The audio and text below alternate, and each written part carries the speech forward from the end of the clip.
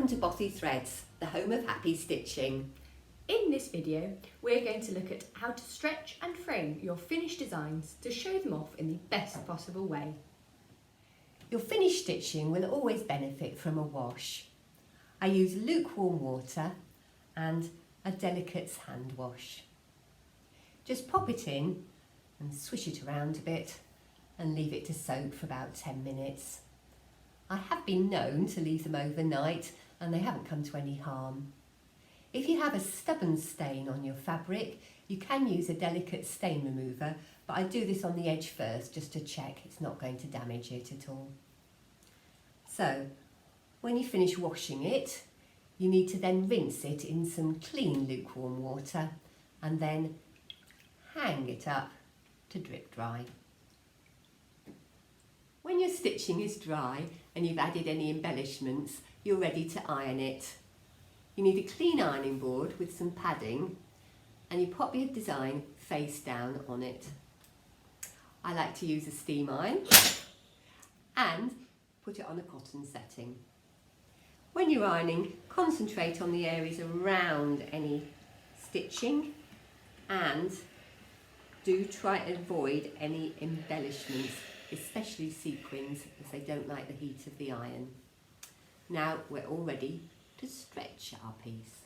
To stretch your iron design, you'll need a piece of acid-free mount board. This is nice and sturdy, and it is important to get acid-free mount board because if you don't, the acid can discolour the fabric horribly. One side is usually brighter than the other, and I put the bright side down behind my stitching. You'll need to cut the acid-free mount board so that it's a few centimetres bigger all round than your finished stitching. Now, some people just tape it to stretch it, but I prefer to use the traditional lacing method. You need any type of strong thread, and working in the Bothy, we obviously have plenty of stranded cotton to hand, so that's what I use. We're going to take long stitches across one way from the centre outwards one way, then the other way, and then repeat at right angles. If you've got a long thin design, for example this Margaret Sherry cat can, it's much better to take the stitches across the short side first and then across this long side.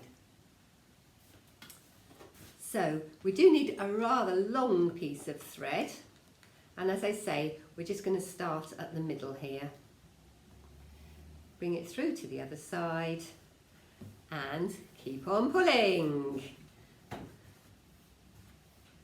When I do eventually get to the end, I'm just going to secure it here with a double knot.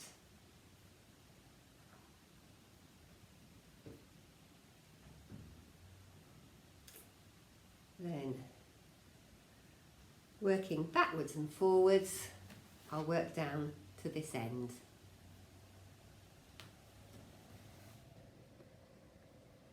So, here you see me speedily working down one side. When I get to the end, I just leave a bit of loose thread, don't tie a knot at this stage, and get another long piece of thread to work up the other side, again leaving it loose. And then, when I've done that, I'm going to check for alignment by first of all checking the Ada blocks line up along the edge of the mount board and checking the design lies centrally. Now just pull the thread gently to take up any slack. Then you can check along the other side to see how the alignment is.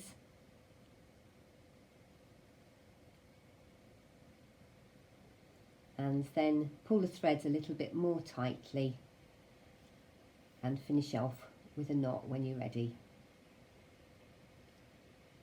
Keep checking for alignment as you tighten up those threads, and there another knot.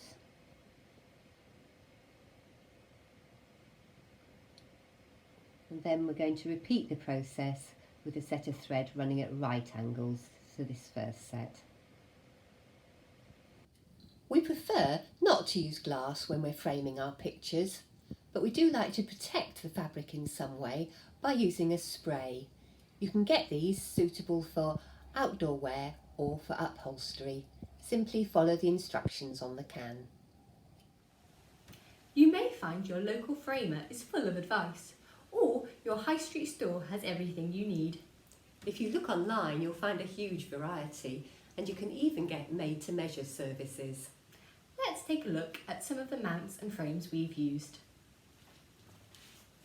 On this design here, the border has actually been stitched, so we haven't felt the need to use a mount.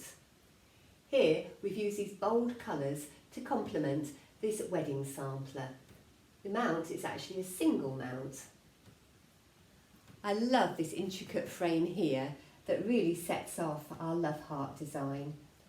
A double mount's been used, and this is especially important if you want to put glass in your picture, because it means that the glass sits further away from the design, protecting your stitching and any embellishments that you've used. We really like to use double mounts to show off the colours in our designs. We like to pair a wide pale outer mount with a thin colourful inner mount, like this purple one, which picks out the lovely purple thistles. This wooden frame shows off the colours in the bunny. Here, this black plastic frame sets off this striking blackwork sunflower. And this lovely blue reflects the seaside theme in our Ellie design. If you've worked a series of pictures, you might like to put them all in one frame. And finally, why not splash the cash on a gold frame? So, whether you want to commemorate that special event, Or create an heirloom piece. or stitch something just for you, We hope you now feel ready to sit back, relax and admire your finished masterpiece. happy stitching! If you have any questions, please get in touch. You can give us a ring or send us an email. We also have a very friendly Facebook group where you can share your stitching stories.